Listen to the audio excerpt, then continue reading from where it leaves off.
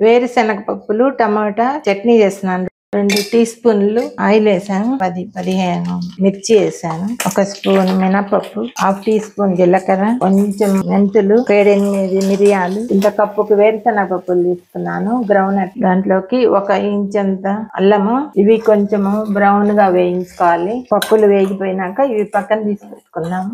2 స్పూన్ల ఆయిల్ వేస్తున్నాను. ఇంట్లోకి 2 పెద్ద టమాటాలు, కొంచెం చింతపండు, కాడలు ఇలా సన్నగా కట్ చేసి వేసుకుంటున్నాను. అందుకే ధనియాలు వేయలేదు. కరివేపాకు కొంచెము, పుదీనా కొంచెం. ఇంట్లో కొంచెం పసుపు వేస్తున్నాను. ఇది ఇలా ఉడికిపోయింది. ఇంకా స్టవ్ ఆపేసుకోవచ్చు.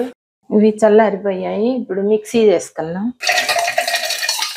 దీనికి సరిపోయేంత ఉప్పు వేసుకుంటాం. మిక్సీ వేసుకున్నాక దీంట్లో కరివేపాకు, పుదీనా, కొత్తిమీర కాడలు, టమాటా అంతా దీంట్లో వేసేసి మిక్సీ పట్టుకోవాలి. ఇలా చేసుకున్నాం మిక్సీలో. ఇప్పుడు దాంట్లోకి 1 చిన్న ఆనియన్ ఇలా కట్ చేసి వేసుకుంటున్నాము. దీన్ని ఒక్క తిప్పు, ఎక్కువ మెత్తగా అయిపోకూడదు, ముక్కలు వచ్చేలాగా చేసుకోవాలి. దీనికి తాలింపు పెట్టుకున్నాము.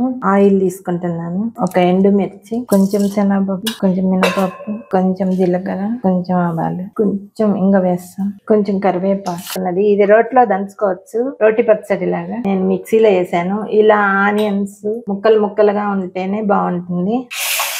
దీన్ని బాగా మిక్స్ చేసుకొని ఉప్పు సరిపోయిందో లేదో చూసుకోవాలంటే. ఇలా వేరుశనగ పప్పులు బాగా బ్రౌన్ గా వేయించుకొని పచ్చివాసన లేకుండా టమాటా వేసి చట్నీ చేసుకుంటే అన్నంలోకి, దోశ, ఇడ్లీ అన్నిటికీ చాలా బాగుంటుంది. ట్రై చేసి చూడండి. ఇలా ఇడ్లీలో పెట్టుకొని మనము తినొచ్చు. ఇంకా మీరు పలసగా కావాలనుకుంటే నీళ్లు వేసి కొంచెం పలసగా చేసుకోవచ్చు. చాలా బాగుంటుంది. ట్రై చేసి చూడండి.